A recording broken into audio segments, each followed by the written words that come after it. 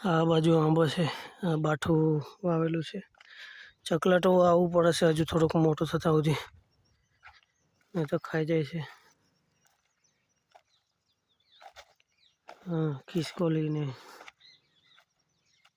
લેલા બધા ચકલા ખાય છે.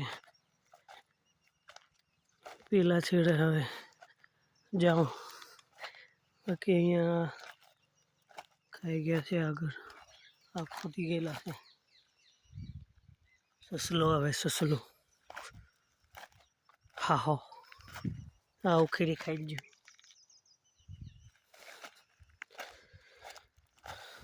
તો પડે હમણાં મકઈ મેલી, થોડાક ગાળા હતા તે પણ